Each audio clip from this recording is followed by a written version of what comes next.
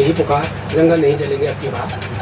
तो उसी माध्यम से हम संदेश देते रहते हैं। और यही संदेश मेरा अपना सभी भाई उत्तराखंड का सभी रहवासी भाई बहन होते हैं, दीदी भूले होते हैं कि चल अभी जो हुएगी सो हुएगी, बीती तो अभी सारी है आगे की सुधरी भाई। अभी यह आग चीज अब करिए न करिए, बरसात होली इंद्रदेव भगवान हमारी बुझे ही दी, क्योंकि अब हमारा प्रयास ना था पर अगवाड़ी में यह आगे की घटना न हो। ये वास्ता हम सब लोगों को सोचना पड़ना, क्योंकि जंगल हमारा चे और हम ही जंगलों पर निर्भर भाई। ऑक्सीजन पेड़ों से मिलती है, सब पढ़ना जागरूक सब है। किसको जागरूक करोगे कि भाई ऑक्सीजन हमें पेड़ों से मिलती है, तो भाई पेड़ जब रहेंगे तभी तो ऑक्सीजन मिलेगी। ये चीज़ भी सोचना आज बहुत जरूरी है। तो आज दुखी है कि भाई जिस क्षेत्र से, इस मध्य हिमालय से चिपको का संदेश निकला, उस पीढ़ी ने तो अपना काम कर दिया। अरे अब हम जो हमारी ये वर्तमान पीढ़ी है, इसमें प्रश्न चिन्ह है। आगे की आने वाली पीढ़ियाँ पूछेंगी जब ये जंगल इसी प्रकार जलते रहेंगे कि इस पीढ़ी ने किया क्या। उस पीढ़ी ने तो कटने से बचा दिए, पर इस पीढ़ी ने अपनी जेब की तिल्ली से सारे जंगल खाक कर। तो ऐसा ना हो, आओ सभी अपने जंगलों के प्रति एक बिल्कुल संजीदगी के ढंग से। चरण के विशेष एपिसोड में आपका स्वागत है। मैं हूं चिपको आंदोलन की मातृ संस्था दसोली ग्राम स्वराज के कार्यालय में, और मेरे साथ हैं विनय सेमवाल जी। विनय सेमवाल जी काफ़ी समय से, विगत 10 से 15 सालों से लगातार गाँव में जाकर के जंगलों को बचाने के संबंध में कार्य करते आ रहे हैं। और सबसे पहले तो आपका स्वागत है विनय जी। और मैं जानना चाहूँगा पहले तो चिपको आंदोलन के बारे में, और फिर वनों को आग से बचाने के लिए क्या क्या किए जाने चाहिए, क्या कारण है, उसके बारे में। तो आपका स्वागत है। धन्यवाद सतीश जी। सबसे पहले तो आपका चिपको आंदोलन की जो मातृ संस्था दसोली ग्राम स्वराज मंडल के कार्यालय में मैं आपका स्वागत करता हूँ। तो इस धुंध के बीच जो चारों तरफ इस वक्त उत्तराखंड में छाई है और आप हमारे कार्यालय में आए हैं, तो सबसे पहले तो ये प्रश्न ये आपने जो पूछा कि चिपको आंदोलन, तो आज सबसे जरूरी है कि चिपको आंदोलन को भी जानना जरूरी है कि जिस क्षेत्र से चिपको आंदोलन जैसी गूंज गूंजी हो, वहाँ ये धुंध एक प्रश्न चिन्ह हम सभी पे खड़ा करती है। तो चिपको आंदोलन की यदि बात करें तो मैं कि आज से लगभग 50 साल तो चिपको आंदोलन को हो चुके हो, जो आंदोलन को हुए हो चुके हैं। तो 50 साल पहले भी जंगलों को बचाने की एक मुहिम यहीं से निकली। तब हमने हमारी जो संस्था के चंडी प्रसाद भट्ट जी के नेतृत्व में हमारे इस पूरे क्षेत्र के लोगों ने जंगलों को कटने से बचाया था। पर आज एक अंदर से दुख होता है कि छोटी सी तिल्ली से हम अपने जंगलों को नहीं बचा पाते। उस वक्त लड़ाई वन ठेकेदारों से थी, तो उनसे तो बचा दिया, पर आज लड़ाई हमारी अपने से और एक छोटी सी तिल्ली से है कि भाई अब ये सोचना पड़ेगा कि वो क्या कारण थे कि वो पीढ़ी चंडी प्रसाद भट्ट की पीढ़ी, उस पीढ़ी से तो अब कितने रह भी नहीं गए। चंडी प्रसाद भट्ट जी स्वयं इस वक्त 92 साल के, उन्होंने जंगलों को बचा दिया था। जंगलों की खाद छानी, गाँव की खाद छानी, लोगों को संगठित किया, दुष्प्रभाव बताया और अपने जंगल बचा दिए। और उस वक्त हम देखेंगे पैदल तक जंगलों से हम लोगों का जुड़ाव था। आज हमारा मोह भंग जंगलों से हो रहा है। वो मैं इसलिए कह रहा हूँ क्योंकि विगत 10 सालों से इस वनाग्नि को लेकर कि जो हमारा एक नया संदेश है कि चिपको के बाद यही पुकार, जंगल नहीं जलेंगे अब की बार के संदेश के साथ हम हर गाँव में जाते हैं। उनसे ये भी कही इसी क्षेत्र से हमारा चिपको भी निकला है। चिपको वो आंदोलन कि भाई अभी आप चोपता जो मिनी स्विट्जरलैंड आपने सुना होगा, तो उससे पहले एक मंडल आता, तो 24 अप्रैल 1973 को सबसे पहले चिपको आंदोलन वहाँ पे प्रस्फुटित हुआ। वो इसलिए हुआ कि भाई तब इस वक्त उसकी बात करनी भी इसलिए ज़रूरी है कि तब की परिस्थिति और आज की परिस्थिति, तब की परिस्थितियाँ प्रतिकूल थी कि सरकार ने जंगली ठेके पे दे दिए थे। साइमन कंपनी इलाहाबाद की थी, और उसको भी जो हम बैडमिंटन खेलते हैं, क्रिकेट खेलते हैं, तो हमारे एक अंगू होता है एक्स, तो बहुत ही हल्की लकड़ी होती है। तो बैलों में जुआ जो बनता है हमारे हल के लिए, तो उनके कंधों में डालते तो जितना घिसता उतना और मुलायम हो जाता है। तो पहले हम लोगों का जंगल से जुड़ाव था, अंगू से था कि भाई हमारे बैल के इससे जुए बनते हैं। तो एक जुआ कम से कम 60-70 साल चलता था, तो आदमी ने एक पेड़ लिया, परंतु उसका सरकार ने तो पूरा ही जंगल ठेके तो दे दिया, ठेके पे दे दिया था।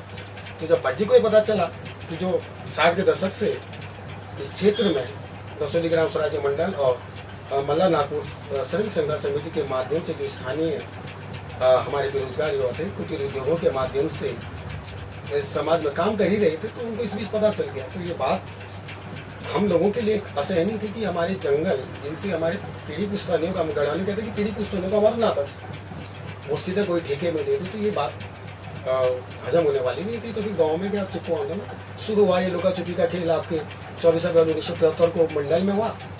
उसके बाद 25 दिसंबर 1973 को रामपुर फाटा में, और फिर 26 मार्च डकैती टिप्पू का जो चरम था रैनी में गौरा देवी के नेतृत्व में, वहाँ महिलाओं ने जंगल बचाया। तो वो संदेश तो हमने सारे विश्व को दे दिया था। पर आज ये धुआं फिर हम पे प्रश्न उठा रहा है कि भाई आपने कटने से तो बचा दिया था, पर अब जलने से क्यों नहीं बचा पाए। और इन कारणों पे हम सोचने की जहमती नहीं उठा रहे, ना हमारी इच्छा शक्ति। यदि इच्छा शक्ति होती तो आज ये जंगल जलते ही नहीं रहते। वो मैं इसलिए कह रहा हूँ कि मैं कोई बड़ा साइंटिस्ट नहीं हूँ या कुछ संस्था के साधन से कार्य करता हूँ, परंतु विगत 10 सालों में और हर साल हम नवंबर दिसंबर में ही कि लोगों को सचेत करने के लिए बनाने के दुष्प्रभावों से कि जंगलों को बचाओ, गाँव में घूमते और अब तक हम लगभग 150 गाँव में ये यात्राएं कर चुके हैं। तो वहाँ जो हमने अनुभव किया, कोई रॉकेट साइंस नहीं है आग लगने की। जैसे हम कहते हैं कि पत्थर के टकराने से या वो करने से, ये बहुत रेयर चांस है। और पहाड़ों में खासकर हिमालय में, जो हम मध्य हिमालय है, तो मध्य हिमालय का जो हमारा ऊपरी वाला क्षेत्र है, तो वहाँ पे पत्थर की उससे रगड़ से आग लगने की संभावना नगण्य है। आग लगने का सबसे मुख्य कारण, जैसे कि सरकार ने उसको आपदा भी घोषित कर दिया है, तो ये मैन मेड डिजास्टर है। और इसका कारण हम लोग हैं, मानव ही है। हमारी पिल्ली ही जंगल को सुलगाती है। और अभी मैं देख रहा था सोशल मीडिया पे, कई जगह पढ़ रहा था, चीड़ को कुख्यात कर दिया था। भैया चीड़ अपने आप नहीं जलता, ठीक है, उसका प्रसार हो रहा है। इकोसिस्टम में होता है कि जब कोई एक प्रजाति ज़्यादा बढ़ जाती है तो उसके दुष्प्रभाव आते हैं, परंतु प्रकृति भी उसको अपने ढंग से मेंटेन करती है। अगर ठीक है, आज हम एक वैज्ञानिक युग में हैं, तो हमने उसके प्रसार के लिए, रोकने के लिए क्या कदम उठाए? कदम तो हमने कुछ नहीं उठाए। और हम सारा ठीक रहा, चीड़ के ऊपर फोड़ रहे हैं कि चीड़ जल रहा है। भाई चीड़ अपने आप नहीं जलता, उसके पिरूल पे जब हम तिल्ली लगाते हैं तो वो भड़कता है। अगर चीड़ इतना ही कुख्यात होता तो हमारे यहाँ बेदी में जब शादी होती तो चीड़ की टहनियाँ वहाँ पे लगती हैं। हमारे नेगी जी का तो एक गाना ही है कि मूल मूल कीड़े हंस नीचे तो चीड़े की डाल। तो कहीं ना कहीं हमारी परंपरा से जुड़ा हुआ। ठीक है, उसका प्रसार हो चुका है, ज़्यादा फैल रहा है, परंतु उसका फैलाव ज़्यादा नहीं हो तो हमने क्या कदम उठाया? तो हम कह रहे हैं कि हमने इसको आपदा घोषित कर दिया। इससे पहले भी आपदा घोषित किया था, इससे पहले भी आग लगी चुकी है। तो आपदा में तो होता है प्रिपेयर्डनेस। तो हमारी तैयारियाँ क्या हैं? चिन्हीकरण क्या है कि संवेदनशील क्षेत्र कौन कौन से हैं। अगर यदि हमें ये पता है अगर कि संवेदनशील क्षेत्र में आग इस क्षेत्र में ज़्यादा लगती है, तो वहाँ क्यों नहीं हमने पहले ही फौरी तैयारियाँ करी? धरातल पे हमारी तैयारियाँ शून्य हैं। मैं ये इसलिए कह रहा हूँ, कोई किताबों में नहीं पढ़ा, गाँव जाके हमने घूमा है। बनाने समिति हमारी कहीं नहीं है, सिर्फ एक गांव गिरसा में 2 साल पहले की यात्रा में गिरसा में हमको समिति मिली थी। वहाँ के प्रधान जी थे, गोसाई थे, तो उन्होंने बताया हमारे यहाँ समिति, और हमने पिछले बार आग बुझाई। गांव के लोग अभी भी बुझाते हैं, परंतु लगाने वाले 99.9 ये मैन मेड डिजास्टर है। किसी के लिए अच्छी घास चाहिए तो कोई लेंटाना जो गाजर घास ज़्यादा हो रही है उसको जलाने, ये मुख्य कारण है जबरन लगने वाली आगों में। और दूसरा क्या है कि जो हम कहते हैं दुर्घटनावश लगती है, तो दुर्घटनावश ये है कि यही टाइम हमारे यहाँ खेती बाड़ी करती है। तो हम लोग खेतों में जब वो आड़ा, जिसको हम स्थानीय भाषा में कहते हैं, खरपतवार को जलाते हैं, तो वो हम अमूमन शाम के टाइम पे करते हैं। तो महिलाएं क्या करती हैं कि उसको जलता हुआ छोड़ के घर आ जाते हैं। तो हवा चली, अगर बगल पे चीड़ का जंगल हुआ तो चीड़ में वो आग फैल जाती है। दूसरी हम कहते हैं कि मोटर मार्ग के किनारे से जो आग लगती है, तो उसमें मोटर मार्ग के किनारे से कोई पार्टी वाले आगे बैठ गए, उन्होंने अपनी पार्टी करी, बीड़ी सिगरेट भी छोड़ दी, चीड़ का जंगल है, आग फैल गई। ये कारण मतलब जो हम कह रहे हैं। और दूसरा हम कहें कि एक हैवी लाइन की तार जो हमारे जंगलों के चीड़ के ऊपर से गुजर रही है, तो उन्हें शॉर्ट सर्किट से भी आग लगती है। ये कारण कम है। और यदि हमें पता है कि यहाँ से शॉर्ट सर्किट लाइन गुजर रही है, चीड़ का जंगल है, शॉर्ट सर्किट गर्मियों में होगी आग, वो आग लग सकती है, तो क्यों नहीं हम जाड़ों में ही जो लाइन कटिंग होती है, जो या काउंटर जो कहते हैं कि एक इनके जो काउंटर फायर होती है, वो हम पहले क्यों नहीं करते? अब ये देखें कि आग लगने का सिलसिला, हम तो आजकल कह रहे हैं कि ये आग तो दिसंबर से लग रही है। अगर आप धरातल पे गांव पे जाके देखो तो आग दिसंबर से लगनी शुरू हो चुकी है, परंतु तब मौसम हमारे अनुकूल था, नमी थी, तो वो आग फैली नहीं। क्यों नहीं? तब हम चेते। मैं भी आपको यात्रा का जा रहे थे अभी हम नयार घाटी में, जो पैठने वाला क्षेत्र है, वनाग्नि की मुहिम को लेकर अभी दिसंबर में हमने वहाँ की यात्रा की। तो रास्ते में जाते वक्त हमको सारा जंगल जला हुआ था। जंगल नहीं था, मतलब जो हमारे गढ़वाली भाषा में पाटू कहते हैं, मतलब घास का पाटू, तो वो जला हुआ था। तो महिलाएं घास के लिए जा रही थी, तो गाड़ी रोक के हम सभी थे तो मैंने उनसे पूछा दीदी मिलवा जी केन फूकी बल पहले वो डर गए, उन्होंने सोचा फॉरेस्ट वाले हैं। तो मैंने कहा बोले हम वन विभाग वाले नहीं चल मैंने घूमा है। तो बोला हम ही लगोना बल तुम्हें वो दीदी के लिए लगोना कि घास होनो बल। अरे दीदी घास नहीं हो घास जब हो तो बोलिए बस का तो ले सर डांग अब अभी के ना तभी के ना हो जा। तो ये आज तो दिसंबर से लग रही है। तो हम लोग तभी हमारी तैयारियां नहीं थी। जब पानी सर से ऊपर लग गया अब हमने आपदा घोषित कर दिया। अब कह रहे हैं कि कैसे बुझेगी, अब इंद्र देवी ही इसको बुझा सकते हैं। क्योंकि आग का पैटर्न आप देखोगे कि भाई मैं पिछली बार मैंने देखा कि हमारी इस जहाँ जंगल पे आग लगी तभी देख रहे हैं कि दूसरे छोर पे भी आग और लगा रहे हैं, हम ही लोग लगा रहे हैं। देखिए इस दोनों के बीच में चिपकी, तो उसके कारण एक तो घास का है, दूसरा कारण जो लैंटाना गाजर घास इसका प्रसार बहुत ज़्यादा हो गया। तो पहले जंगलों में आना जाना था, अब जंगलों में आना जाना कम है। तो महिलाएं जाती थी काटती थी कि रास्ते में घास लाते वक्त कोई झाड़ियाँ न लगी। तो अब काटते नहीं है, तो गर्मियों में वो सूखी रहती सारी झाड़ियाँ। एक तिल्ली ने सारा साफ कर दिया, वो आग फैल गई। दूसरा जैसे खरपतवार जलाते हुए और हैवी लाइन से खैर ये तो कारण है, सबको पता है। तो निराकरण के उपाय क्या है, हमने इन पर कभी बात नहीं करी, समय रहते क्यों नहीं करते। भाई निराकरण के उपाय है कि जो हम कहते हैं कि दुर्घटनावश रोड के किनारे से लगती है, पार्टी से लगती है, तो दिसंबर जनवरी या फायर सीजन जब हम कहते हैं शुरू होने लग जाता है, हमारे पुलिस के वाहन जो भी होते हैं सारे विभागों को आना पड़ेगा। फिर ऐसी स्थिति में एकमात्र फॉरेस्ट विभाग में भी नहीं छोड़ा जा सकता है, क्योंकि रोड जो होता है कानून के मतलब वहाँ पुलिस के ज़्यादा चल सकते, फॉरेस्ट वाले को कौन पूछेगा। अगर पुलिस के गश्त में अगर बोल दिया कि भाई आग लगाने वालों पर सख्त कार्रवाई की जाएगी, तो भाई भी न होते न प्री अपना आप सब सुधर जाएगा। आदमी रोड के किनारे जो बैठेगा तो एहतियात से बैठेगा। और समय जो पटवारी है गाँव में, भाई उनको भी समय पहले की एक एहतियात लोगों को सचेत कर दे कि आग नहीं लगानी है, आग से ही है। दूसरा जो हमारा बरसात में प्लांटेशन होगा, तो जो हम कह रहे हैं कि चीड़ भाई इसका फैले ना, तो क्यों नहीं चीड़ के नीचे चाल खाल अभी से बना दिए जाए और चीड़ के बगल पे मिक्स फॉरेस्टों को हम वरीयता दें। विगत 10 सालों से हम हरेला मना रहे हैं, तो वो हरेला का रिजल्ट है कहाँ भाई। कभी किसी ने उस हरेले का रिजल्ट जानने की कोशिश भी करी? 10 सालों में तो मुझको लगता है कि कुछ जो हमारे अगर स्थानीय प्रजाति के पौधे रोके गए होंगे तो वो तो काफ़ी बड़े हो चुके होंगे। कुछ प्रजातियाँ तो 10 साल में विकसित हो जाती हैं, कहाँ है वो? इन चीज़ों पे हमको गौर करना पड़ेगा। वो मैं इसलिए कह रहा हूँ कि क्योंकि अभी दुख ये हो रहा है कि हमारा जो एक प्रयास था, विगत 10 सालों से हम गाँव में घूमते इस फॉरेस्ट फायर को लेते, कहीं ना कहीं लगता है कि भाई हमारे प्रयास भी नाकाफ़ी हैं, क्योंकि हमारी भी सीमा है।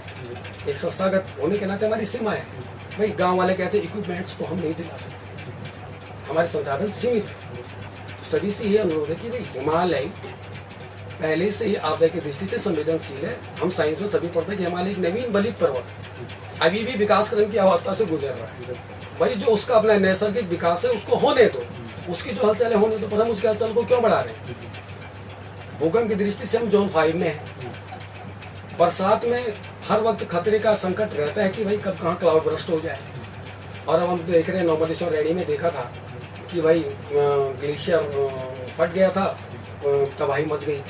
अब एक नई आपदा हमने खुद उसके सर मर दी है, फॉरेस्ट फायर। तो क्या हिमालय इसको झेल पाएगा? हम हिमालय वासी हैं और ये समस्या अगर हम कहें कि उत्तराखंडी की है तो थोड़ा हमारी मूर्खता होगी। ये पूरे भारत की समस्या है, क्योंकि हिमालय हमारे धर्म अध्यात्म सबका केंद्र है। कहते हैं कि हिमालय हमारी आत्मा है, तो आत्मा को मत मारो भाई। अगर आत्मा मर गई तो क्या रहेगा? हिमालय ही हमारे भाई सनातन धर्म संस्कृति सभ्यता का केंद्र है। गंगा यमुना हमारा वाटर टैंक तो हिमालय ही है। गंगा यमुना यहीं से निकल रही है और आधे से ज़्यादा नदियाँ, नयार हो गई, रामगंगा, कई नदियाँ तो सारे फॉरेस्ट पे बेस्ड हैं, वो ग्लेशियर से नहीं निकलती हैं। जब जंगल ही नहीं रहेगा तो वो नदियाँ कहाँ जाएंगी? अभी जो राग यहाँ छतों में पड़ी है, अभी आपने देखा होगा, अगर वही राग एटमोसफियर में जाकर अगर ग्लेशियर के ऊपर हो जाएगी तो ग्लेशियर की कितनी एज रहेगी? भाई हम तो बात बहुत कर लेते हैं कि क्लाइमेट चेंज, बहुत चीज़ों पे हम बात कर लेते हैं, पर तो धरातल पे क्या है? कुछ नहीं है। और ये कोई रॉकेट साइंस नहीं है कि फॉरेस्ट फायर पे हम काबू नहीं पा सकते। काबू पा सकते हैं बशर्ते कि हमारी इच्छा शक्ति हो, हमारे अंदर करने की इच्छा शक्ति हो और समय पहले उसकी तैयारी हो जाए। ये नहीं कि फरवरी के सप्ताह से फायर सीजन शुरू होता है, 2 बैनर लेके हम गाँव में चले जाएँ, इससे आग नहीं रुकेगी। भाई आपदा का जो पहला है प्रिपेयर्डनेस और जो चिन्हीकरण जो होता है, मोस्ट प्रोन एरिया कौन से हैं उन पे हमारी क्या तैयारी है। मिटिगेशन और मैनेजमेंट बाद में जाता है, पहले मैं उसको हम कैसे उसको मिटिगेट करें, कैसे कम करें, बाद में मैनेजमेंट की बात आती है जब अगर आपदा आ ही गई। तो हम तो यहाँ आपदा आ गई, हमारा मैनेजमेंट अभी कुछ नहीं दिख रहा है, क्योंकि फॉरेस्ट वाले अभी देख रहे हैं, विभाग वाले अब तो लगे ही हुए हैं बेचारे सभी बुझाने पे। अब तो मैं पढ़ भी रहा था कि हमारे बद्रीनाथ प्रभात के दिया को भी दीवार में जा रखे हैं, आग बुझा रहे हैं, परंतु इक्विपमेंट्स हैं क्या जिन पेड़ों को बचाने जा रहे हैं, उसी की कहनी से हम हमारे यहाँ भाषा में छापा कहते हैं, उससे बुझा रहे हैं। कब तक बुझेगी, कितनी बुझेगी, इन चीज़ों से होने नहीं वाला है। पर्यावरण की बात भले मैं भी आपको इंटरव्यू दे रहा हूँ, सही सी बात है, कितनों को लगेगा कि यहाँ पे बोल रहे हैं, परंतु भैया मैं कहता हूँ, अनुभव से कह रहा हूँ कि हम गाँव में घूमे कि चैनलों पे सोशल मीडिया से पर्यावरण नहीं बचने वाला, पर्यावरण बचेगा तो धरातल भी बचेगा। यदि हम एक पेड़ लगाते हैं उस पेड़ को भी हम बचाने की और बड़ा करने की सोचें, और जो पहले से हैं जंगल तो प्रकृति ने, भगवान ने हमको पहले से दे रखे, जब हम उनको बचा नहीं रहे हैं तो जो हम लगा रहे हैं उसकी क्या आशा करोगे, ये कैसे बचेंगे। ये एक रोष भी था देख करके, खासकर ये सौभाग्य कि हम एक ऐसी संस्था से, एक ऐसे व्यक्तित्व से जुड़े हैं जो हमें पर्यावरण के प्रति प्रेरित करते हैं। ये माननीय भट्ट जी की ही प्रेरणा थी कि हम नवंबर दिसंबर से ही, सितंबर से ही ये यात्राएं शुरू कर देते हैं, गाँव में जाने की अलग जगह देते हैं कि भाई चिपको के बाद हमारा एक संदेश यही है कि चिपको के बाद यही पुकार, जंगल नहीं जलेंगे अब की बार। तो इसी माध्यम से हम संदेश देते रहते हैं, और यही संदेश मेरा अपना सभी भाई उत्तराखंड का सभी रहवासी भाई बहन होते हैं, दीदी भूले होते हैं कि चल अभी जो हुएगी सो हुएगी, बीती ते भी सारी है आगे की सुधली। भाई अभी ये आग सी, अब करिए न करिए, बरसात होली, इंद्रदेव भगवान हमारी बुझे ही दी, क्योंकि अब हमारा प्रयास ना था, पर अगवाड़ी में यह आगे की घटना न हो, ये वास्ता हम सब लोगों को सोचना पड़ना, क्योंकि जंगल हमारा चे और हम ही जंगलों पर निर्भर। भाई ऑक्सीजन पेड़ों से मिलती है, सब पढ़ना, जागरूक सब है, किसको जागरूक करोगे कि भाई ऑक्सीजन हमें पेड़ों से मिलती है, तो भाई पेड़ जब रहेंगे तभी तो ऑक्सीजन मिलेगी, ये चीज़ भी सोचना आप बहुत जरूरी है। तो आप दुखी है कि भाई जिस क्षेत्र से, इस मध्य हिमालय से चिपको का संदेश निकला, उस पीढ़ी ने तो अपना काम कर दिया। अरे अब हम जो हमारी ये वर्तमान पीढ़ी है, इसमें प्रश्न चिन्ह है, आगे की आने वाली पीढ़ियाँ पूछेंगी जब ये जंगल इसी प्रकार जलते रहेंगे कि इस पीढ़ी ने किया क्या। उस पीढ़ी ने तो कटने से बचा दिए, पर इस पीढ़ी ने अपनी जेब की तिली से सारे जंगल खाक कर। तो ऐसा ना हो, आओ सभी अपने जंगलों के प्रति एक बिल्कुल संजीदगी के ढंग से सोचें। धन्यवाद। बहुत बहुत धन्यवाद सेमवाल जी। सेमवाल जी ने अपना आक्रोश, अपना मर्म, अपना दुख व्यक्त किया, क्योंकि वे लगातार क्षेत्र में जाकर के और उस संस्था से आते हैं जिन्होंने अपना सब कुछ पर्यावरण के लिए दांव पे लगा दिया, और उनका यह दुख जायज़ भी है और उनका यह गुस्सा जायज़ भी है, और अपील भी जायज़ है लोगों से कि हम खुद ही जंगलों को जला रहे हैं, कोई बाहर वाला आकर के उनको नहीं जलाता है, हम खुद अपने स्वार्थों के लिए कितने जानवर जो निरीह जानवर हैं उनकी बलि चढ़ा देते हैं। और ये थे हमारे साथ विनय सेमवाल जी। बहुत बहुत